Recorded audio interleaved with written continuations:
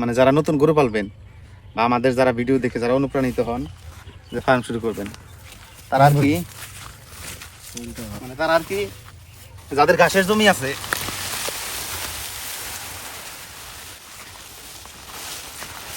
মানে যাদের ঘাসের জমি আছে বা যে জায়গায় ঘাস আছে গরুর ঘাস, আপনার 11টার পর থেকে যখন প্রচণ্ড পরিমাণ রোদ ওঠে, 11টার পর থেকে 2টা পর্যন্ত। আসসালামু আলাইকুম। আইলাম ঘাসের জমিতে আমাদের গরুর জন্য ঘাস নিতে।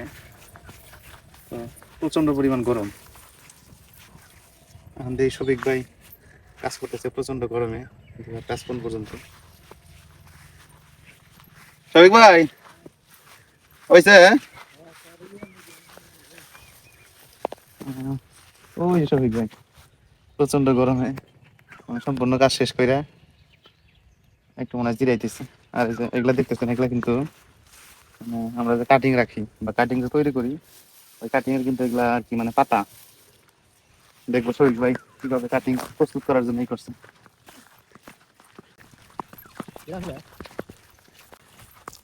এগুলা কিন্তু আমরা মানে কয়েকদিন ধরে কাটতেছি, কাইটা কিন্তু এই পাশে কাইটা দিতেছি। প্রচন্ড গরমে কিন্তু আমি ব্যান গাড়ি রেখে গেছিলাম, এর পরে কিন্তু শফিক ভাই বলছি যে আমাদের 10-12টা গরুর জন্য আমার যে পরিমাণ ঘাস লাগে ওই পরিমাণ ঘাস কিন্তু কাটতে।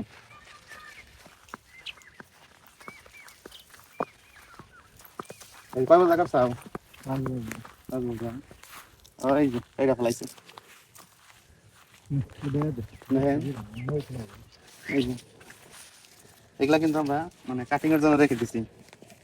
তো আজকে এই যে শফিক ভাই কিন্তু মানে প্রত্যেকটা চারার যে পাতাগুলা এগুলা কিন্তু মানে ছাঁটাই করে রাখছে। এখন এগুলার মধ্যে প্রচুর পরিমাণ আলো বাতাস পাবে বা এখন কিন্তু রস বেশি পাবে, যার কারণে এগুলো কিন্তু মানে দ্রুতভাবে বড় হবে এবং এই কাটিংগুলো কিন্তু পরিপক্ক হবে।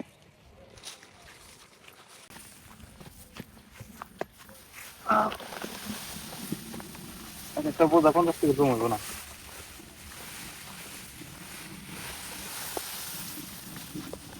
আর একটা জিনিস দেখাই, তো বর্তমানে কিন্তু মানে আমাদের ঘাসের জমি মানে প্রধান শত্রুকে দেখাই আসেন।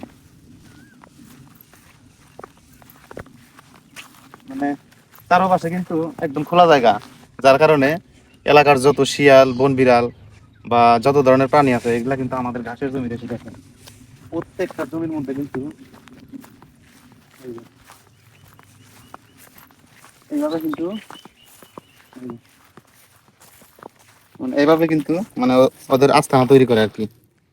তো আমাদের প্রত্যেকটা ক্ষেত্রে ওই জমির মধ্যে করছে কয় জায়গায়, ওই জমির পাড় দিয়া একবারে পুরা পাড় দিয়া মানে 5 থেকে 7 জায়গায় কিন্তু এরকম করছে।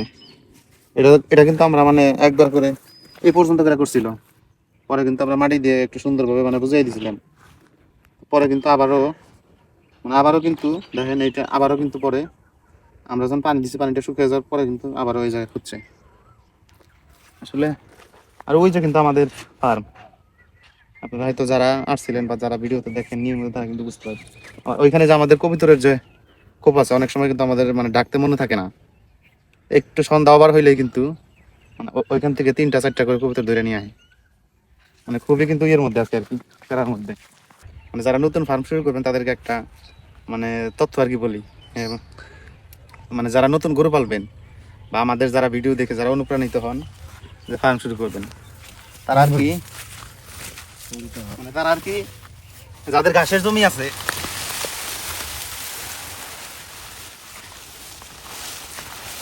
মানে যাদের ঘাসের জমি আছে বা যে জায়গায় ঘাস আছে গরুর ঘাস, আপনার 11টার পর থেকে যখন প্রচণ্ড পরিমাণ রোদ ওঠে, 11টার পর থেকে 2টা পর্যন্ত এই সময় 2 থেকে 3 ঘন্টা কাজ করবেন। মানে আবেগ দিয়ে কিন্তু খামার করলে কাজ হবে না। দেখেন আমি কিন্তু দাঁড়িয়ে রয়েছি এই বোঝাগুলো সব একবার মাথায় উড়াই দিতেছি, তাই কিন্তু অস্থির হয়ে গেছি।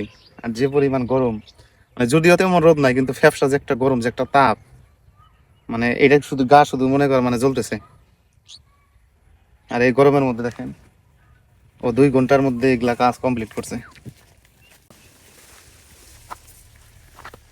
এগুলা কিন্তু আপনারা অনেকে জানেন, এগুলো হচ্ছে জারাওয়ান হাইব্রিড। ঘাসের মধ্যে যত ধরনের ঘাস হোক, নেপিয়ার, পাকচং, অজানা হাইব্রিড, জার্মান, তারপরে গুয়াতেমালা, যে কোনো ধরনের ঘাস আমি মনে করি এই যারা ওয়ান হাইব্রিড এর উপরে কোনো ঘাস নাই। এইটা যদি আপনার আরো 2 মাস থাকে, তারপরেও যদি আমরা চপিং করে দেই, আমাদের গরু খাবে, সমস্যা নেই।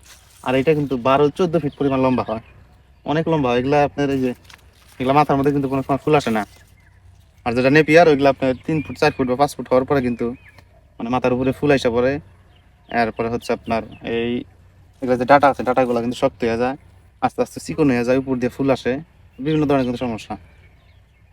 আর যারা গরু পালবেন বা যারা খামার করতে আগ্রহী, আগে ঘাস লাগান। এখন আমাদের আসেন দেখাই, এখন আমাদের সড়কের, আমাদের রাস্তার যে দক্ষিণ পাশে ওইখানে প্রায় 1 বিঘা জায়গার মধ্যে মানে ঘাস বড় হয়েছে। এরপরে এখানে আছে এই যে এপাশের জমিতে মোটামুটি 20 শতাংশ, এটা পুরাটা কিন্তু কাটার উপযুক্ত হয়েছে। আবার আমাদের ফার্মের যে পূর্ব পাশের যে জায়গা, তো ওইখানেও কিন্তু আপনার যে ঘাসের জমি ওইটাও কিন্তু মোটামুটি কাটার উপযুক্ত হয়েছে। তাহলে এখন আমাদের যদি প্রায় 100 গরু থাকে, তারপরে কিন্তু আমাদের ঘাসের কোনো কমতি হবে না, আমরা কিন্তু কভার করতে পারবো। এখন যখন আপনি গরু পালবেন বা খামার করবেন, আগে ঘাসের জমি ঠিক করবেন, আগে ঘাস লাগাইবেন, ঘাস বড় হবে, তখন আপনি আগে গরু কিনতে যাবেন। তো এখন আমরা গরু কিনতেছি না, যেহেতু সামনে কুরবানি, বা এখন বাইরে থেকে গরু আনলেও কিন্তু বিভিন্ন ধরনের সমস্যা হতে পারে, বা এখনই কিন্তু আসলে গরু কেনার সময় না। আর এখন গরুর দাম হচ্ছে তুলনামূলকভাবে অনেক বেশি, যার কারণে আর কি মানে এখন গরু কিনে কিন্তু কোনো লাভ হবে না।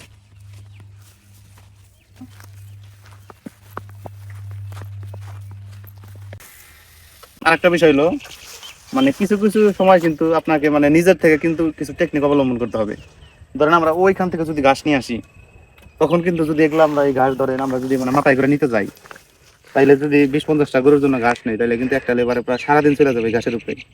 আর দেখেন, যদি একটা ভালো একটা ভ্যান গাড়ি হয়, তারপরে যদি মানে এরকম এপাশেও জমি থাকবো, এপাশেও জমি থাকবো, তখন আপনার মাঝখানে যদি রাস্তা থাকে, তখন কিন্তু অনায়াসেই মানে কোনো লেবার ছাড়াই, এখন আমাদের ওইখানে যে একটা ডাল আছে, তো ওইটার জন্য কিন্তু শুধু খালি মানে একজন লোক লাগে আর কি। এভাবে যদি মাঝখান দিয়ে রাস্তা থাকে, তাইলে কিন্তু অনায়াসেই কিন্তু এইগুলি ঘাসগুলো আমরা নিতে পারবো বা আপনারা নিতে পারবেন। আশা করি বিষয়টা বুঝতে পারছেন। ধন্যবাদ সবাইকে, সবাই ভালো থাকবেন। আসসালামু আলাইকুম।